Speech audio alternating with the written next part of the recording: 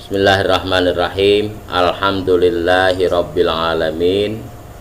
Wa bihi nasta'inu ala umurid dunya waddin. Wassalatu wassalamu ala asyrafil anbiya'i wal mursalin. Sayyidina wa habibina wa syafi'ina wa maulana Muhammadin wa ala alihi wa ashabihi ajmain, amma ba'du. Qala al-imamul muallifu rahimahullahu ta'ala wa daman naf'a bihi wa bi'ulumihi wa bikum biddaraini amin. Wa amma azamul khotori, adapun besar resikonya, pamin wujuhin, maka ditinjau dari beberapa sisi. Ahaduha annal ma'buda malikun la nihayata li jalalihi wa azamatihi. Sisi yang pertama, bahwa Allah adalah raja yang kebesarannya dan keagungannya tak terbatas. Walahu alaika ni'amun la tu'addu wa la tuhsa. Meskipun demikian, dia tetap menyantuni kamu dengan beberapa nikmat yang tidak terhitung dan tidak terhingga.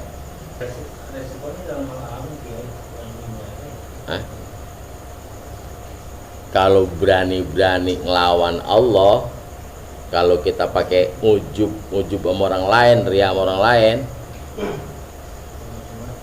padahal dia itu zat yang maha agung, maha besar, meskipun demikian tetap dia masih memperhatikan kita yang kagak ada nilainya.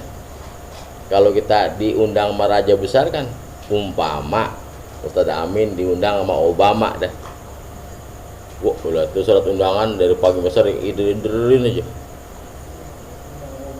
Iya begitu. Kalau kata jadi libur sekolah nggak ngajar dulu, keliling-keliling sama temen nemuin. Nah ini zat yang maha agung, maha besar, tiap hari nyantunin kita. Romana nggak ngeh aja. Ya kita diakrabin sama wali kota, pantat kita megar. Iya, lah ini diakrabin sama Sang Robul Jalil, Romana cuek aja.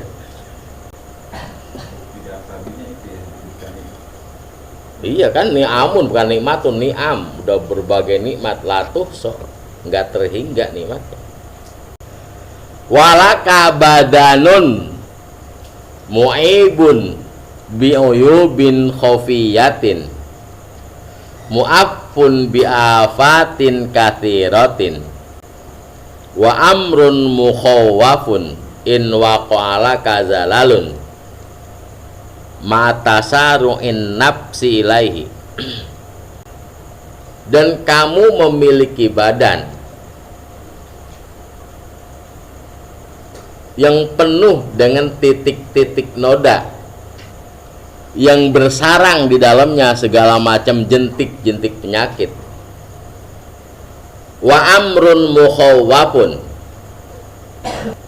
dan berbagai macam permasalahan yang penuh resiko.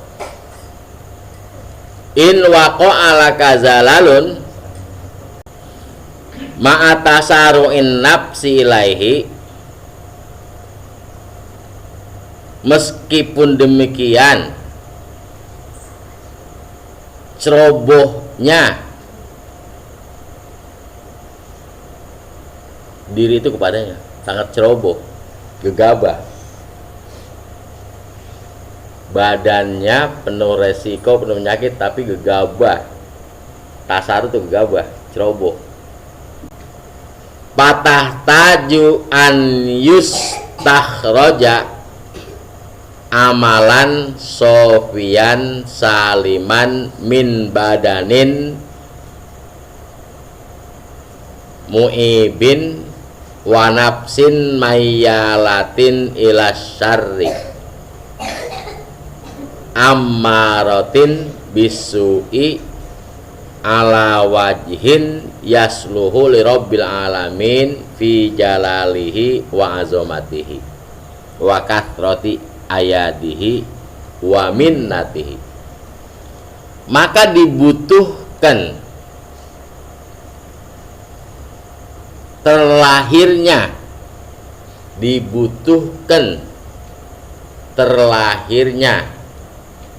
sebuah karya yang bersih,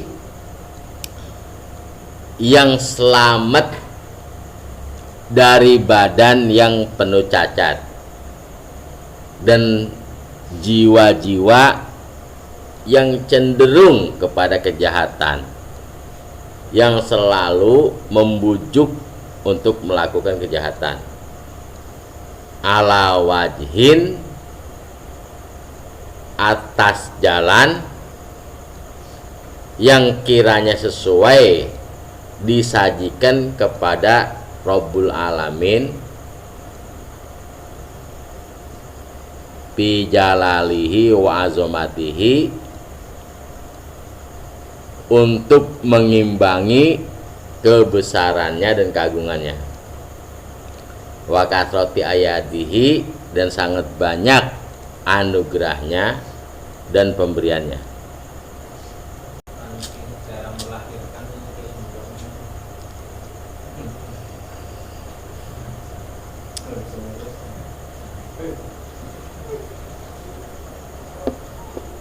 Nah iya kan, bagaimana badan yang kotor, jelek, cacat ini supaya bernilai di hadapan Rabbul Jalil. Kalau cuman dienjrogin badan dong kagak nilainya, badan penuh cacat, aib, banyak kandung penyakit korangan, kagak laku dari pintu badan Tuhan. Kudu ada sesuatu yang bernilai yang lahir dari badan yang jelek itu. Kayak orang perempuan udah bodoh jelek, kalau nggak ada keistimewaan lain nggak akan laku. Supaya dia laku sama laki-laki meskipun dia jelek, bodoh, kudu ada nilai tambah, nilai lebihnya apanya. Dia mah itu biar jelek-jelek kayak anu gitu aku. Gitu. Ya. Ya begitu, iya. Ada kelebihannya kan, jadi biar jelek ya latar belakangnya 10 hektar. Gitu. Laku biar jelek ya bongkok ya. Ini udah jelek, bodoh, nggak ada kelebihan yang lain, sampai mau. Kita badan kita begitu menghadap Allah, badan kita penuh noda, penuh cacat, penuh aib, menghadap Allah nggak punya kelebihan apa-apa. Dibutuhkan untuk supaya bernilai harus terlahir suatu karya yang cakep, bersih. Hah?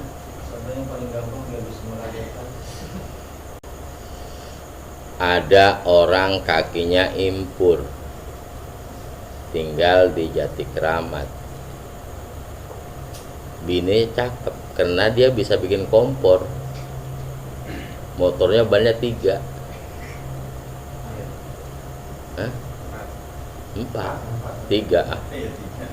3. Karena dia pengusaha kompor, lah bininya gemuk. Hah? Emang kagak berfungsi kaki dua-duanya. Makanya motornya gue motor pakai kayak bocah kecil, depan belakangnya 2 motor bannya. Kita tangga kita gitu. Kita mau Allah ya, ibadah kita yang istimewa, pengabdian istimewa untuk mengalahkan aib-aib yang ada sama badan. Contoh kayak Maryam kan, inni nazar tuh batni muharraran. Maryam dinazarkan sama ibu itu. Pokoknya anak saya ini kalau lahir saya mau jadikan abdi kepada Allah, nggak boleh kerja, nggak ngapain. Nah, kita karya kita apa yang kita bernilai, yang ikhlas. Makanya di sini kan ini lagi bicara masalah sholat, ibadah-ibadah kita jangan sampai bercampur, kudu sopi dan salim. Jangan ada ria, ujub, kan gitu maksudnya. Udah badan kita jelek, amalnya jelek, agak laku pisan. Wa yaqa'u minhu mauqi ar-ridha wal qabuli. Wa yaqa'u minhu, dan bisa dianggap daripada itu layak untuk mendapat ridho dan diterima. Wa illa fayafutu karibhul azimu. Kalau tidak begitu, maka kamu akan kehilangan keuntungan yang sangat besar. Alladzi la tusmahun nafsu bipautihi, yang tidak akan bernilai jiwa seseorang kalau itu nggak ada.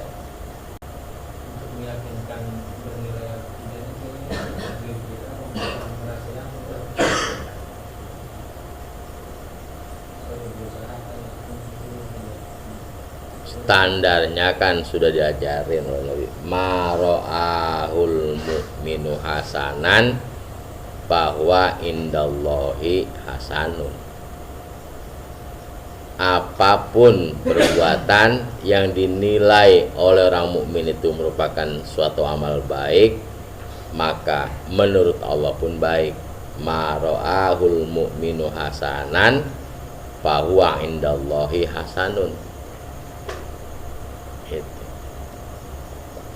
Jangan ngaku dewek, orang kampung yang menilai. Kata Nabi begitu, maro'ahul mu'minu hasanan bahwa indallahi hasanun. Apa yang dikomentari oleh orang mukmin itu merupakan kebaikan, maka menurut Allah pun baik.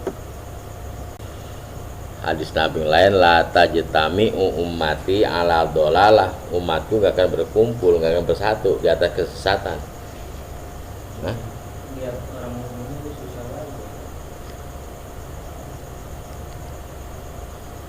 mukmin susah, segitu aja, masa mukmin susah sih. Lah kata Nabi, kalau ada orang laki-laki yang selalu diam di masjid, fa'aikin bi imanihim. Gitu. Idza kana ar-rajulu ya'tadul masjida fa'aikin bi imanihim. Kalau ada orang mukmin yang selalu lazim di masjid, yakin bahwa orang itu beriman. Kita nggak boleh usuzon, harus husnuzon. Biar dia mau niatnya menyopet ampli gitu.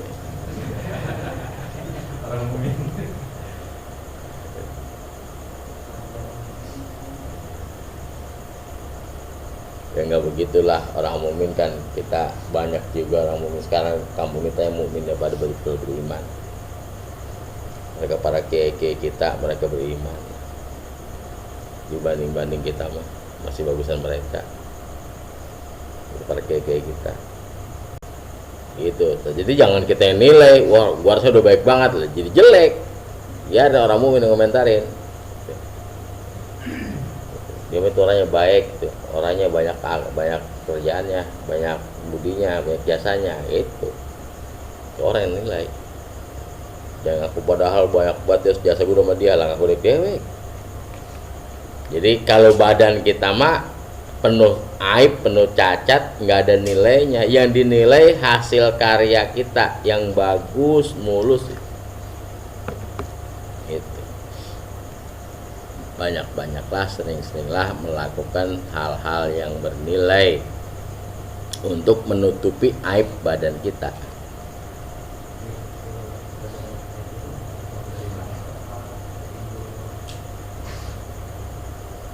Semua orang biar bersih kayak Mang Didik, keteknya bau. Ya semua orang kan begitu, ada aibnya. Kupingnya ada yang begini, hidungnya ada yang begini. Kita mau penuh dengan aib. Apanya?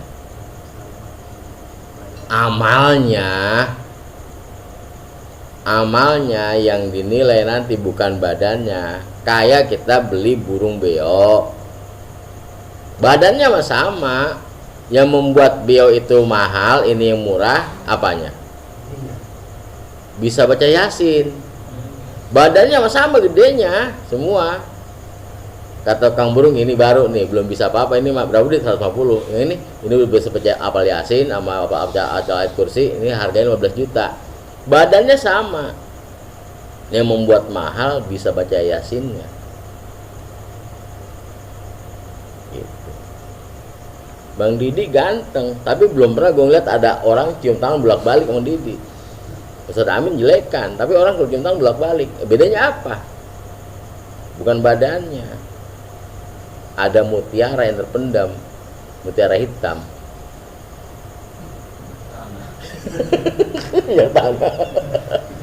Ya begitu, orang kan badannya kadang ada ustadz atau kiai yang badannya kurang tapi ngunting jelek, bongkok, kadang jelek lah. Tapi orang cium tangan bolak-balik, ada apanya?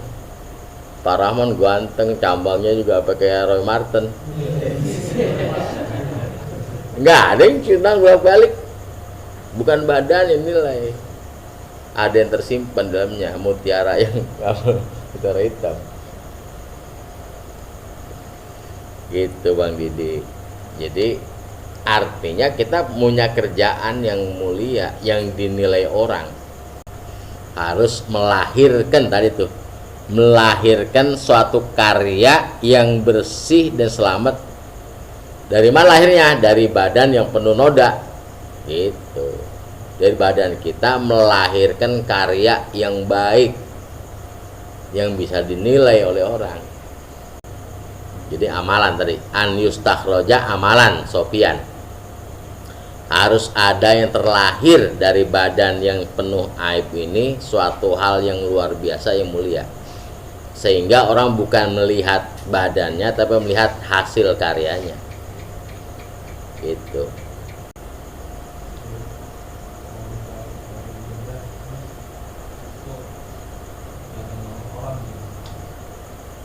Kalau orang yang kagak suka, jangan dijadikan buat ukuran. Itu. Orang yang kagak suka mah, orang kagak doyan duren, orang kagak doyan kecepedak, kita jejelin juga mungkek. Kita bombongin nih, bukan duren, bukan. Ini mah uli. Tak bungkus, tetap pasti makan. Siaran lu gue kerjain, paling gitu. Jadi orang yang doyan, kalau orang yang doyan ngatain mah kita pecat lagi dia. Kita lihat apa yang kita kerjakan nih bertentangan dengan hukum agama enggak? Tuh, pertama. Yang kedua, kira-kira ini diridhoi Allah enggak? Kemudian yang komentar itu kiai apa bukan? Kalau kiai biasanya bagus lah, alhamdulillah. Kalau pada ngaji mah, kalau kiai begitu, kalau kiai mah. Lu yang ngomong itu siapa? Baba lu. Pasti kalau baba lu mah orang kalau siang lu suruh bikin kusen tidur.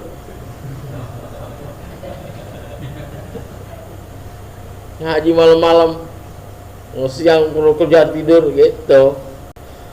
Enggak setiap yang dibenci orang itu jelek. Bahkan sekarang di zaman sekarang mah kadang malah yang cakep atau yang baik malah dibenci orang. Bahkan Allah sendiri benci kita ngaji. Kalau nggak benci mah nggak ketidur. Lama atau kayak Bandung telat. Gak ngaku. Hah? Bukan tadi itu matang. Bal rubama yusibuka fihi musibatun la taqata laka biha.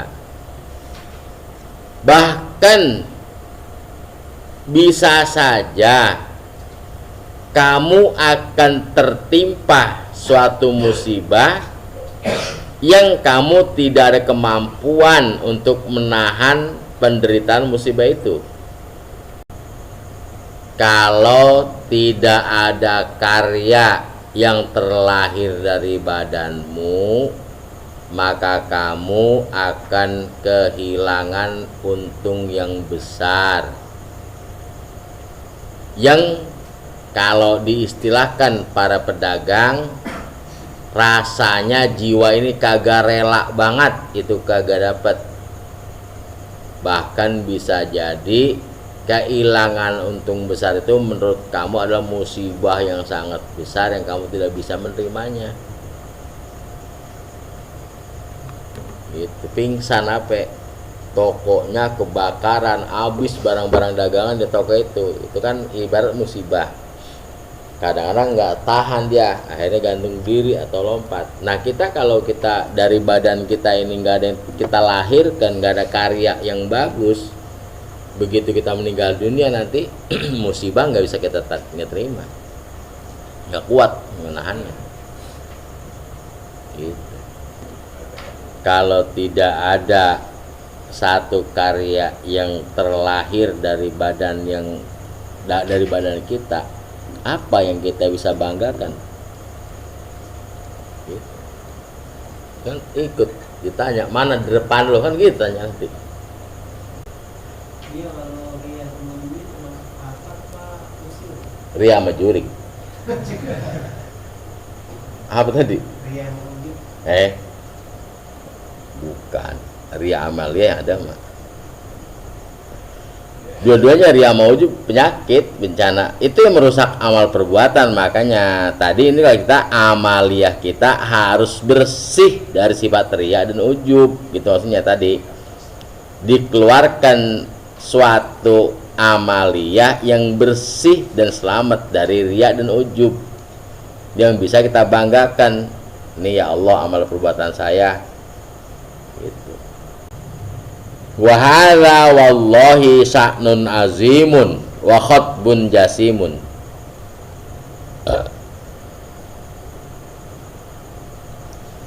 Dan yang macam ini, dan ini permasalahan ini demi Allah merupakan permasalahan yang sangat besar. Wa khatbun jasimun, dan nasihat yang sangat agung. Wa amma jalalul maliki wa azamatuhu innal malaikatal muqarrabinal abrara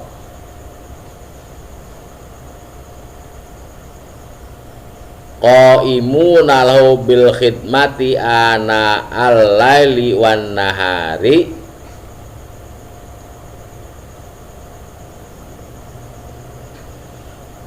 nadu bi ajmaihim subhanaka ma abadna ka haqqa ibadatika.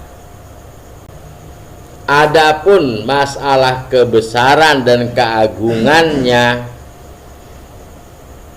Allah Azza wa Jalla, sesungguhnya malaikat muqarrabin al-abror, yang mereka digelar dijuluki innal abroro, yang mereka selalu melaksanakan khidmat kepada Allah siang dan malam, nanti mereka di hari kiamat berseru semuanya subhanaka ma abadna ka haqqa ibadatika. Maha suci Engkau ya Allah, kami belum bisa menyembah kamu dengan hakikat penyembahan. Malaikat yang siang malam melayani Allah,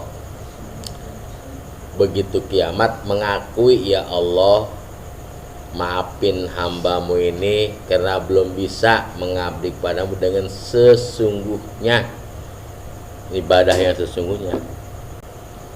Kita udah sok banget, udah sok pede banget tuh, mana suruh ngaji mulu capek, kata Ato tadi.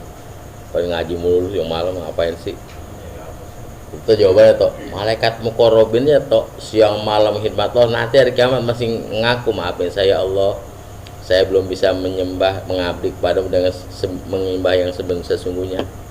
Kalau lu tiba ngaji baru 2 jam aja udah kesok, ngapain ngaji mulu ya, yang begitu aja dengerin toh. Wa hadza sayyidul mursalina wa khairul alamina a'lamul khalqi wa afdaluhum Muhammadun sallallahu alaihi wasallam wa alihi ajmain yaqulu la uhsi tana'an alaika anta kama atnaita ala nafsik.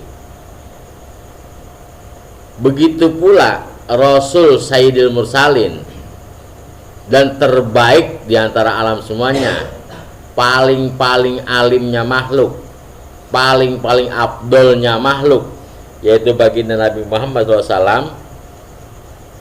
Beliau pun bersabda, ya Allah, belum bisa menempati saya memuji atas kamu, belum bisa memuji yang sehakikatnya seperti engkau memuji atas dirimu. Yaqulu ana la aqdiru an uthanniya alaika tana'an anta lahu ahlu. Beliau pun bersabda, saya tidak mampu untuk memuji kamu ya Allah dengan pujian yang memang sesuai dengan kondisimu. Fadlan an a'budaka, lebih-lebih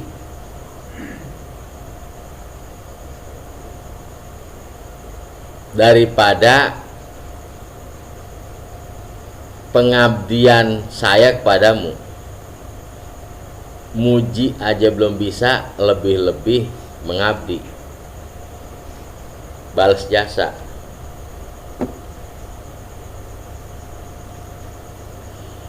Kama anta lahu ahlun, sebagaimana yang memang sesuai pada zatmu. Wa walladzi yaqulu laisa ahadun yarul jannata bi amalihi, dan beliau bersabda, tidak ada seorang pun yang masuk surga dengan amal perbuatannya.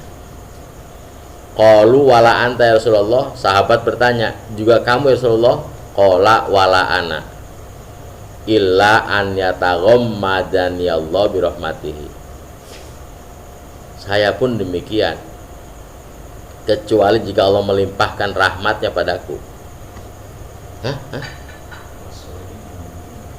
Iya, Nabi bilang nggak ada seorang pun yang bisa masuk surga dengan ngandelin amal ibadahnya. Sahabat nanya, termasuk engkau ya Rasulullah? Iya, gua juga sama, gua juga nggak bisa masuk surga dengan amal gua. Aku hanya mengharapkan rahmat Allah.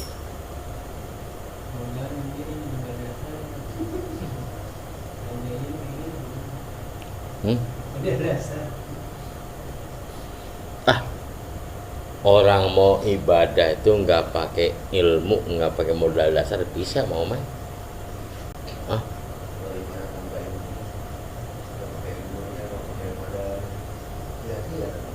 Allah jariah mah nggak pakai ilmu, ngeluarin duit 500 juta nggak pakai ilmu. Ada orang bangun masjid itu 50 juta kasih aja, ilmu pakai kudu ilmu, kagak pakai itu mah.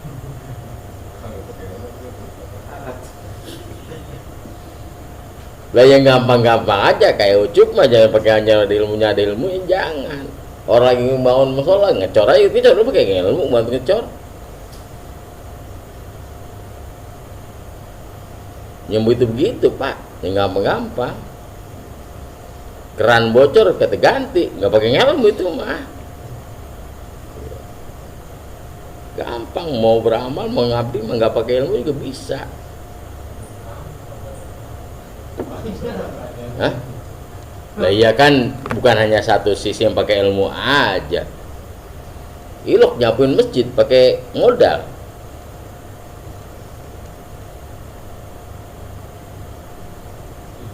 Minjem mau tetangga, kok ada sabu ya? Kenapa mau nyapuin masjid dah? Nggak pakai ilmu itu Pak. Ibadah mah nggak pakai ilmu kok jadi. Kalau sholat butuh ilmu. Lah kalau ibadah malah banyak banget yang pakai ilmu. Bingung amat. Tahu mau. Ilok jari apa nyari ilmunya dulu? Kagak, kasih dulu 50 juta jadi udah jari nggak pakai ilmu. Keliling tiap hari cari masih di bawah masjid mana? Ibarat nggak pakai ilmu ngaji begitu, dengerin pakai ilmu apa? Menduduk dengerin ngaji. Ilmunya apa dengan begini ngaji? Ibadah pakai ilmu, nggak pakai modal. Indomie dapet. Hah? Lah iya. Jadi kalau macam-macam aja. Dia mau modal mata dong mau kuping.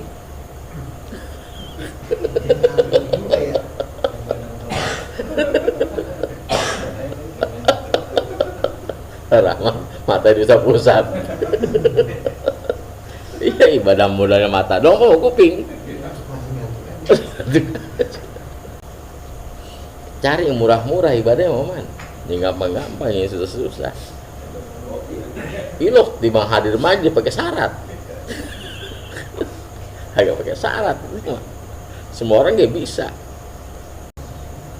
Wa amman ni'amu wal ayadi fakama qala ta'ala wa in ta'uddu ni'matallahi la tuhsuha. Adapun kalau kita berbicara masalah nikmat-nikmat Allah dan pemberiannya, maka seperti apa yang difirmankan Allah, jika kamu mau menghitung-hitung nikmat yang aku berikan kepadamu, kagak sanggup kamu ngitungnya. Wala maruwiya annahu yuhsarun nasu ala salasatin, dak salasati dawawina. Berdasarkan hadis yang diriwayatkan bahwa nanti masyarakat dikumpulkan menjadi 3 kelompok, 3 pembukuan. Diwanul hasanat, pembukuan kebaikan, wadiwanus sayyiat, dan pembukuan dosa-dosa, wadiwanun ni'ami, dan pembukuan nikmat-nikmat. Patuqobalul hasanatu bin ni'ami, falayu tabihasanatin illa utia binikmatin, hatta taghmarrol hasanatu an ni'ama watab kos sayiat wa dzunubu. Maka mulailah diakur-akurin, dicocok-cocokin akan kebaikan dengan nikmat. Maka setiap diajukan satu kebaikan, diajukan satu nikmat, sehingga digulung kebaikan itu oleh nikmat. Watab kos sayiatu azunubu, tinggal sisanya dosa-dosa dan kesalahan-kesalahan. Falillahi ta'ala fihal masyiatu, maka semuanya itu akhirnya diserahkan kepada Allah. Waktu di padang mahsyar kita ngadepin 3 peti, peti kebaikan, pahala, peti nikmat, kita bawa tuh peti dosa, kita keluarin. Kan saya udah wudhu, nah itu kemarin pernah wudhunya gue ngasih jalan, habis satu-satu kan itu. Akhirnya kebaikan digulung udah menikmat, habis tuh. Ayo keluarin lagi pengen lu udah habis, kagak udah digulung sama nikmat udah, tinggal dosa doang lu nomplok udah. Kagak. Iya, asal kita keluarin. Kan saya udah kata lo tuh, kan gua kasih itunya. Keluarin lagi ini gue ini tuh. Kagak bakal lewat udah, kasih 3 gua 3, enggak lewat. Habis. Ini berlaku umum buat yang Umum. Yang pakai hisap, kalau yang gua hisap sih enggak. Ini pakai hisap. Hah? Lah iya, kalau dihisab mah kita udah hasanat kita tergulung udah sama nikmat. Nggak ada bisa bandel udah, ayo keluarin lagi. Ayo keluarin lagi. Iya, artinya kan kita kan nanti waktu tanya ibadah kita keluarkan. Apa ibadahmu? Pagi-pagi saya tadi sodako ya Allah. Apalagi sore kasih duit lu 100 juta. Sodako 10.000. Kalah dah, ambil lagi. Karena tadi saudaranya niatnya mau dapat balasan juga. Ya tahu lah, wallah. Artinya diakurin, nanti diakurin. Waktu hisab itu diakur-akurin. Wa amma uyubun nafsi wa afatuha faqad qaddamnaha fi babiha. Adapun masalah aibnya jiwa orang dan bencananya itu semua telah kami sajikan pada bab-babnya yang lalu. Wa ammal wal amrul mukhawwafu annal abda yaqdahu fil ibadati wa yad abu sab'ina sanatan ghafilan an uyubihi wa afatihi parubbama la yakunu wahidun minha makbulan. Adapun masalah yang sangat dikhawatirkan, yang ditakuti, bisa jadi seorang hamba melakukan ibadah selama 70 tahun tapi ibadahnya cacat, dan dia lalai daripada cacat ibadahnya. Boleh jadi tidak ada satupun daripada ibadah yang 70 tahun itu yang diterima. Iya, dia ibadahnya cacat, itu dilakukan selama 70 tahun. Lah emang ibadah cacat, satu pun diterima, lah begitu lagi. Makanya malaikat rokib, no udah nong sholat, biarin lah, biasa deh mak. Kayak kita bawa paku bekas, sampai seember dibawa tenteng, atau nggak ada yang kepake, bengkok semua. Hah? Apanya? Menjadi tambah optimis. Lah iya, tambah optimis. Ya optimis. Lah iya, pertama amal yang gampang-gampang aja. Ganti lampu mati di masjid, ganti kipas angin nanti beliin. Itu nggak pakai ilmu, nggak pakai mardul gitu. Nggak pakai persyaratan. Datang ngaji taklim ngaji, tinggal duduk nyender udah, nggak pakai syarat. Abang Didi apa? Hah? Ya kagak itu kan dia ibadah selama 70 tahun, tapi ibadahnya mah ada cacat. Iya, karena berdua ya karena saya kan begitu baca Fatihahnya. Lah sampai 70 tahun karena atau yang diterima. Gitu. Lah kita sholat tiap hari sahun terus sampai 70 tahun kita sholat tetap aja sahun enggak ada atau enggak kepake. Gitu. Ya Allah kan saya sholat, lah perlu sahun. Warubbama yat abu akwaman patub siduhu sa'atan wahidatan. Boleh jadi dia susah payah bertahun-tahun, dirombak cuma 1 saat.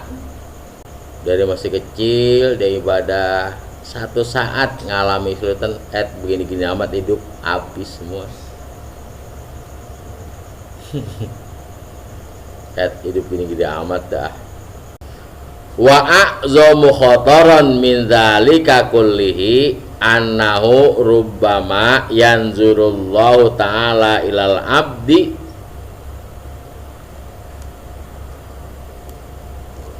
wa huwa yura'in nasa bi ibadatihi wa khidmatihi haitsu ja'ala dhahirahu lillahi wa batinahu lil khalqi payat ruduhu tordan la maraddalahu wal iyadzubillah.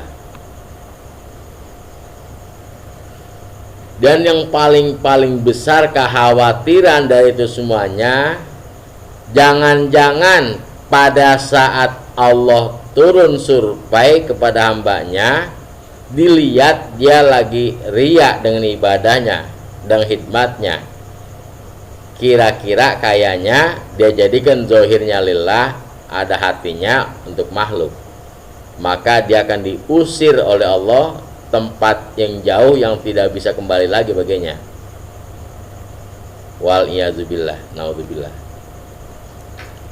Kayak kita kerja tempat jauh memajikan, tiap pagi sih bawa pacul, mau pedang ngungkuk. Suatu saat disurvei memajikan sono, pada nongkrong kebicaraan main bola. Jualan gaji tiap baru makan. Tahu-tahu begitu kerja lo, hah? Walaqad sami itu wallahu alam bisawab.